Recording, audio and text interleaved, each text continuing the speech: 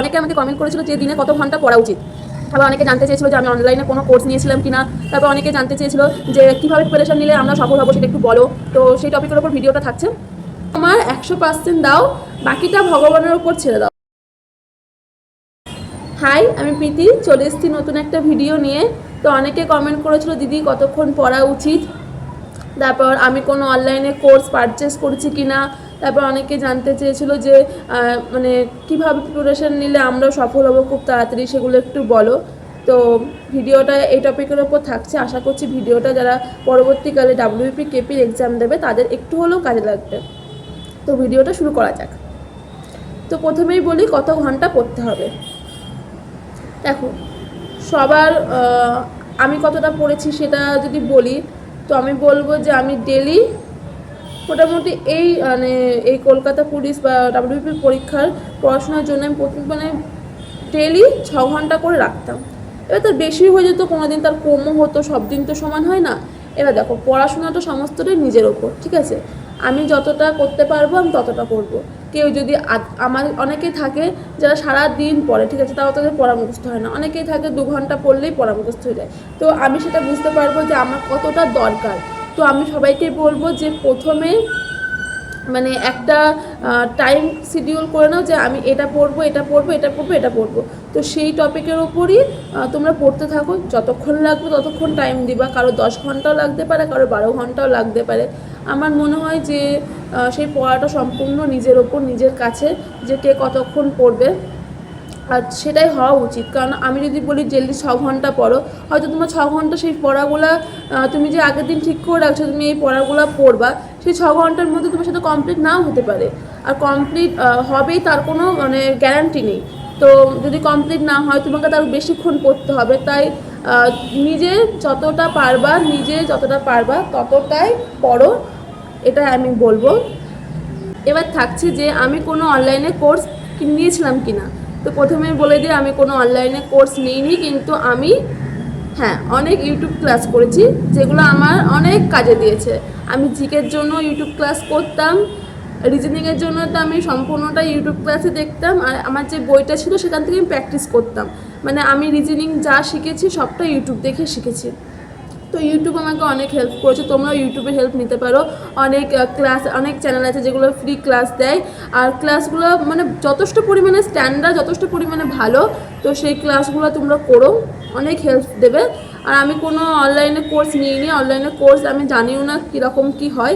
তো যদি কারোর নিয়ে থাকো, যদি ভালো লাগে, তো অবশ্যই তোমরা নিচে আমার কমেন্ট সেকশানে বলো, তাহলে ওরাও নিতে পারে। তো আমি এরকমই নিয়েছি। আমি কোনো অনলাইনে কোর্স নিইনি।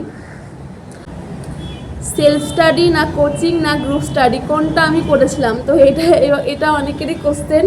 তো এটা আমি বলছি, দেখো, বাড়িতে নিজেকে পড়তেই হবে। তুমি যেখানেই পড়তে যাও বা যেখানেই পড়ো না কেন, কোনো গ্রুপ স্টাডিতেই পড়ো, যেখানেই পড়ো, নিজে বুঝে নেবা যে তুমি কতটা পড়ছো সারাদিনে।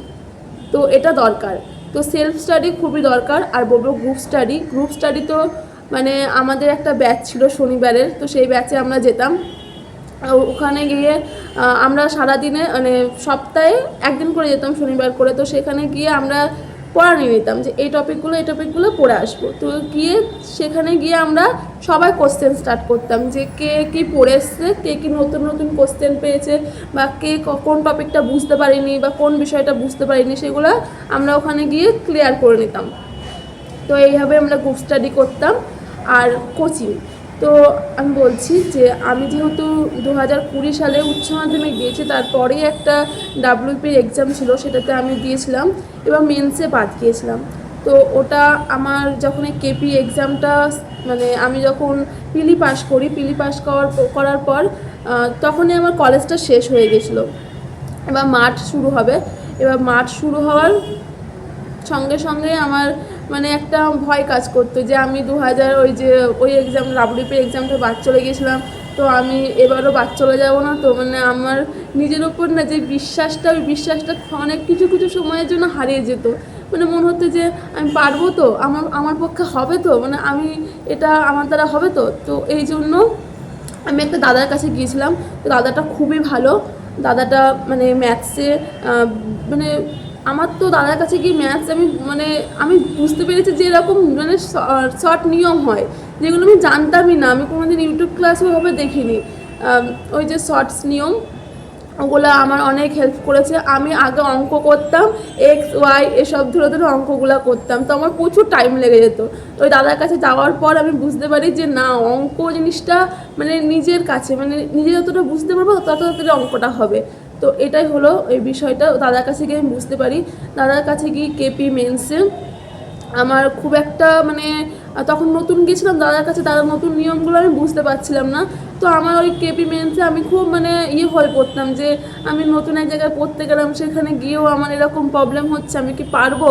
কিন্তু ওই যে আমি যে ওখানে থেকেছি, ওখানে যে 4 মাস মতো পড়েছিলাম, ওই 4 মাসে যে অঙ্কে আমি কতটা স্ট্রং হয়েছিলাম সেটা আমি আমার 2023-এ যে ডাব্লিউপি লেডি কনস্টেবল এক্সামটা ছিল, আমি ওটাতে বুঝতে পেরেছি। কারণ ওটাতে আমার মেন্সে অনেক স্কোর ছিল, যেটা আমার খুব ভালো লেগেছিলো যে না, আমি পেরেছি, আমি আমার আমার আমার পক্ষে সম্ভব না, আমিও এত নাম্বার পেতে পারি। তো এটাই আমার মনে হয়েছে।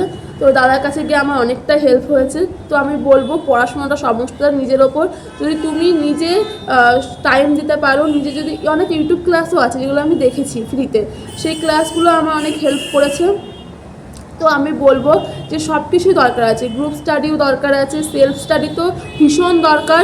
নিজের, যেহেতু আমি পরীক্ষাটা আমি দেবো, তো আমি কতটা প্রিপেয়ার সেটা তো আমি সেলফ স্টাডি করেই বুঝবো, তাই না? সেলফ স্টাডিও প্রচুর দরকার আছে। তো আমি এগুলো বলছি যে কোচিংয়ে ভর্তি তোমাদের নিজের মতো, যদি কেউ না পড়েও অনেকে পাশ করে যায়, কিন্তু আমার যেহেতু 2021 সালে যে পরীক্ষাটা আমি বাদ চলে গিয়েছিলাম, তো আমার একটা ভয় কাজ করতো, ওই ভয়ের থেকে আমি ওখানে গিয়েছিলাম, আর ওখানে গিয়ে আমি অনেকটাই উপকৃত হয়েছি, যেটা আমি লেডি কনস্টেবলে বুঝতে পেরেছি যে হ্যাঁ, আমি অঙ্কে অনেকটাই নাম্বার পেয়েছিলাম। দাদা প্রথমত অঙ্কটাই বেশি ভালো করে দেখাতো, আর জিকে রিজনিংটা ভালো করাতো, ওটা আমি বলছি, রিজনিংটা ভালো করাতো। কিন্তু রিজনিংটা আমি ইউটিউবে বেশি দেখতাম, আর ইউটিউব দেখে বেশি বুঝতে পারতাম। আর জিকে দাদা পড়া দিয়ে দিত, সেই পড়াগুলো আমরা পড়ে যেতাম। তো এভাবেই আমি ওই কোচিংয়ে একটা ভর্তি হয়েছিলাম, এটাই।